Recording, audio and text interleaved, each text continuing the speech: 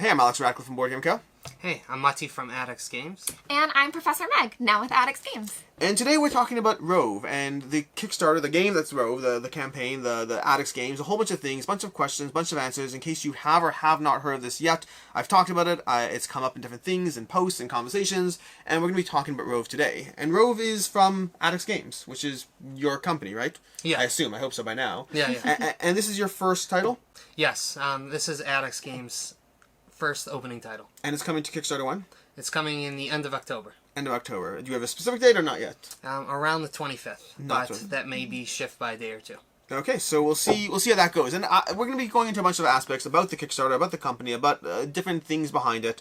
For context, you mentioned this is from the first thing from Addax, and I know you've done Crimson Scales as well. You've had a hand in Crimson Scales, the fan-made expansion for Gloomhaven. That one I've played. This one I've actually played this too. I've played both of them. We'll be diving into this again very shortly, and we'll have a updated prototype and everything before the campaign. We'll have more coverage around then as well from a variety of people. Make sure to subscribe to all your local friendly game channels, which I don't know which ones. Who has a copy coming?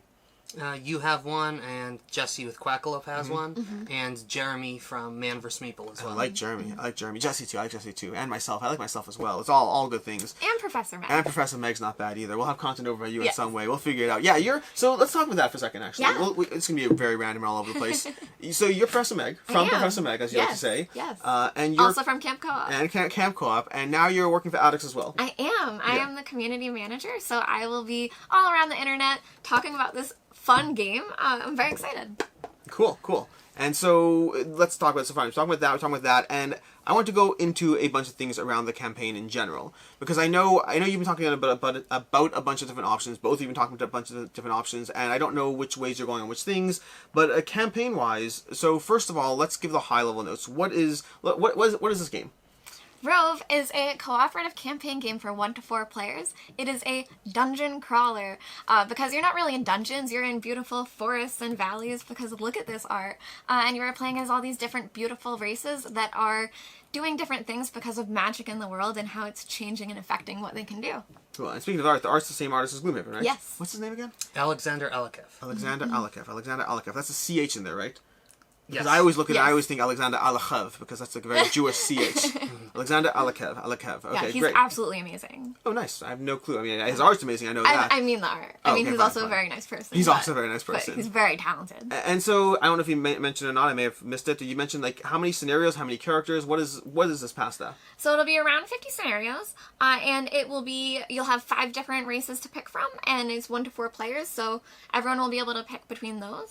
Okay, so, and this is where I'm going to be asking questions that are both Gloomhaven comparison-based as well as non-Gloomhaven comparison-based, because I know that there's a lot of similarities to Gloomhaven while being very different at the same time.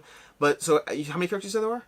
Sorry. There are 5 to choose from. 5 characters, okay, Yes, great. but it's for 1 to 4 players, so one of them won't be used in the beginning. Gotcha. And then as far as Kickstarter goes, how are stretch goals, add-ons, what do you have planned? Feel free to say no comment to anything I ask.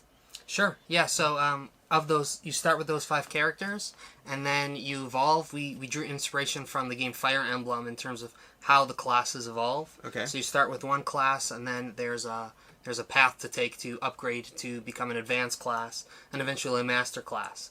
And so the core box will have 15 classes total. Of those 5, there will be a total of 3 classes per race. Okay. And then in terms of what else will be in the Kickstarter, we're also having a class expansion that'll be So, available. just to clarify, so is there a progressional pathway? Meaning, is it a choose your own adventure pathway, or it's you're going 1, 2, 3, or is it 1 then either of 2 or either of 3? It's a great question.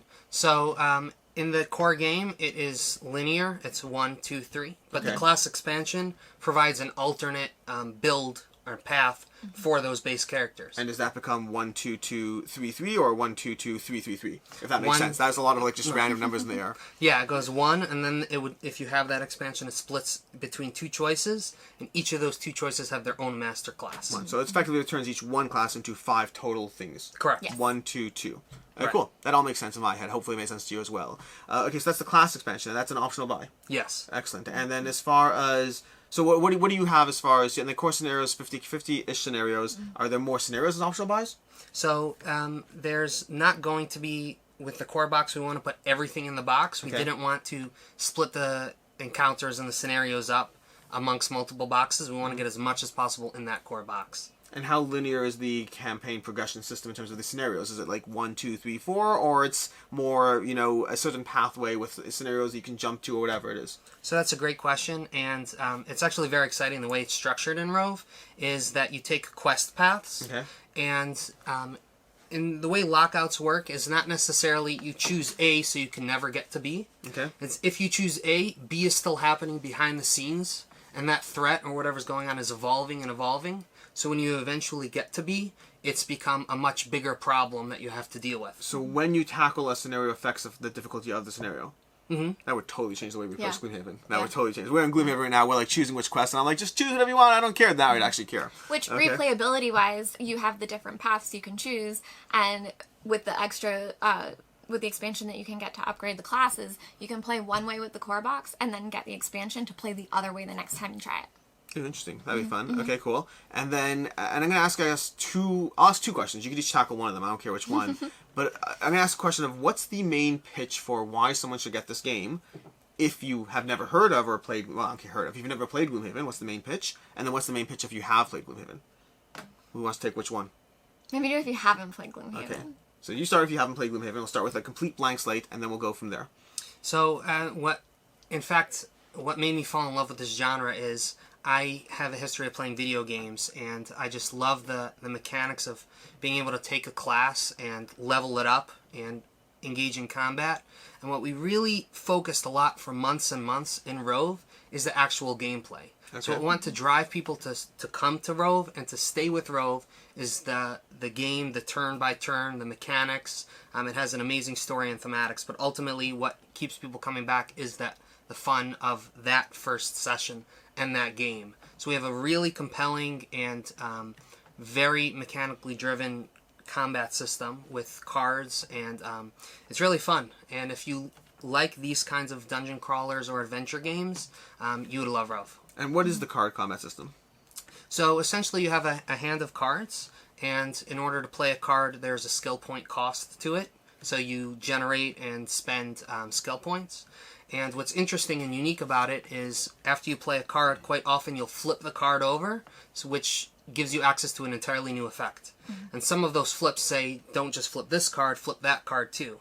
So throughout the session, your skill set and what you're able to access in terms of the abilities you can play is constantly evolving. Okay. And for someone who has played Gloomhaven?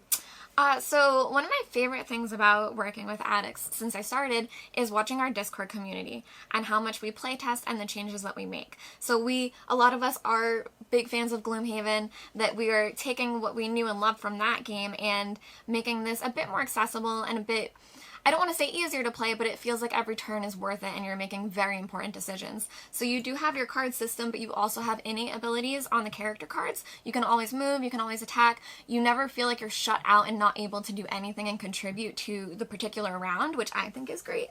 And going back to our Discord community, we're constantly balancing. So I feel like the mechanics are just so strong and well balanced between all of the characters that I love seeing that. I think comparing them to the two, it does feel just a bit more intuitive that your character is always able to contribute and help with the scenario, that you feel like you're doing something, maybe not the thing you wanted to do or the best thing depending on how things go, but you're able to really contribute. Cool. And then I had a question I was about to ask and completely blanked on, so I'm going to ask a different question instead. Mid-conversation I had a question I was going to get to. Uh-oh. I'll remember it later. But in any case, going to a different question, different line of thing, how much does it cost?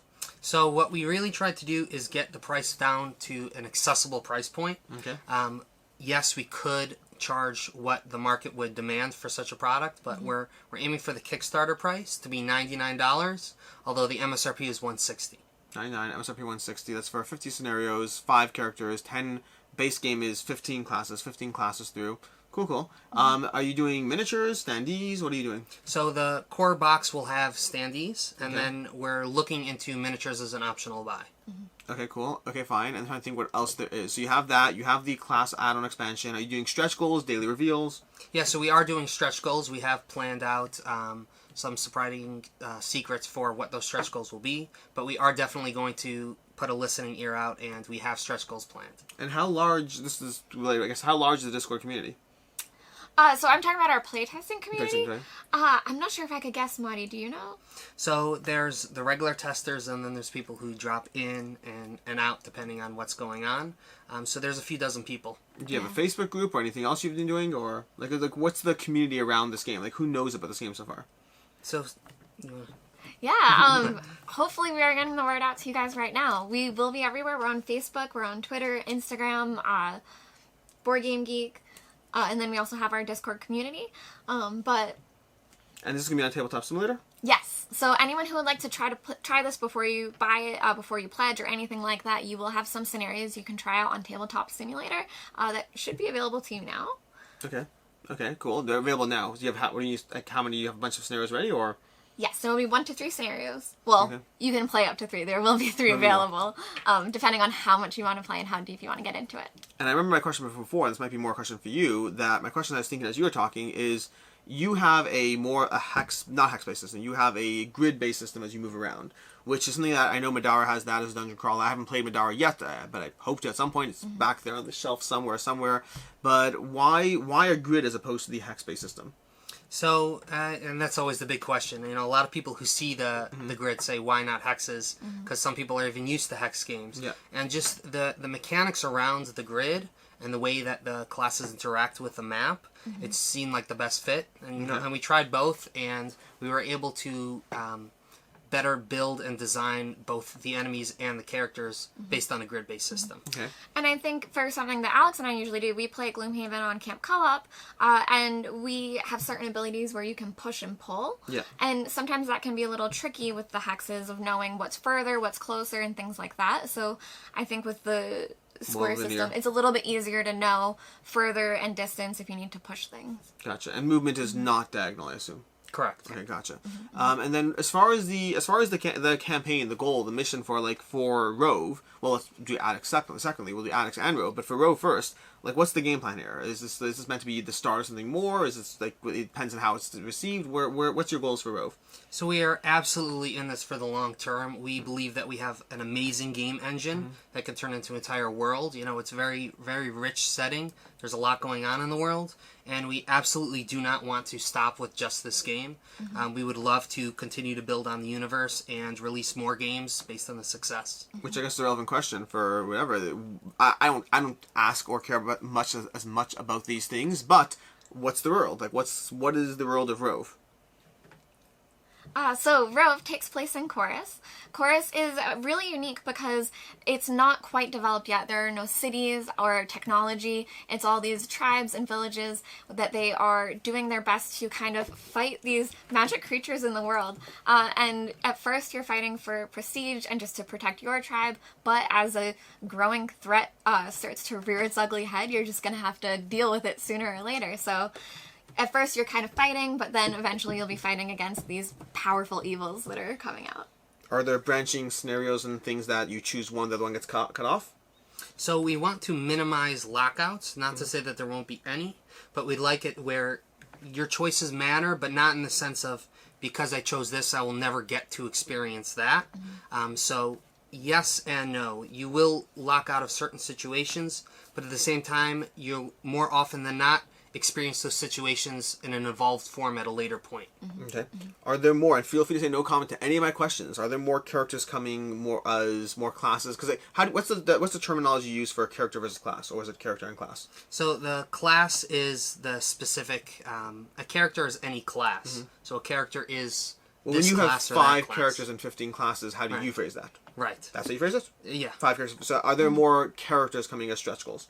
You can say no comment. What? No comment. No comment. Okay, just checking. Well, because the reason I ask is primarily because one of the things that I'm currently experiencing with Gloomhaven is the retirement. You're ready to correct me. The retirement of one of my characters, and it's making me not like Gloomhaven currently. We'll come back to that. I'll figure it out. But in terms of and do you have the concept of retirement in this game? So no, there is none. Okay. And one thing that we really like in terms of the system we built is when you start a character and you really grow attached to that character, you don't necessarily take that character and say, all right, I forget you existed, I'm moving on to a different one. That character sort of evolves and grows with you throughout the campaign. How different is a class from a character? Like, does it feel like an addition, like a level up, or does it feel like a real shift and pivot? So as you level up, your character and your class will get stronger and new abilities, but it just takes things to an entire new level, both mechanically and thematically. And I don't want to spoil or anything necessarily. Okay. But for example, the Tifa here is in its cat form right now, and then as you progress, you sort of master your base skills, and you really evolve. The way I would compare it sort of is like a Pokemon evolution.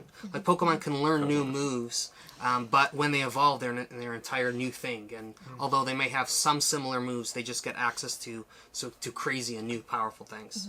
Cool. I'm trying to think of anything else that I want to go over. So I'd like to mention the mechanics and gameplay are great scenario by scenario, but we also have wonderful narration. Our writers are an amazing team, and we are now partnered with Foreteller. So if you don't want to read it yourself, and I highly suggest going with the audio narrations, you can listen to it all through Foreteller. Cool. Have you started that yet, or are you going to be? What do you mean? Have you do you have actual narration from Foreteller yet, or Not not yet. yet? Not yet. Will you have it in time for the campaign at all? So there will be some preview narration, Okay. but the actual campaign Will be done later. Right. Yeah, I assume that all the rest will all be done later as you play test, develop, come up with things. Just curious if you have any sampling at all. Fine. So Foreteller. So speaking of which, as far as other things to note, so you have Foreteller. You have. And is that an optional buy? Is that with the base pledge? How does that work? Yeah, so in the beginning, when we launch, there will be an option to just get the core box. Okay. And there'll be an option to get the core box with the expansion and the Foreteller narration app.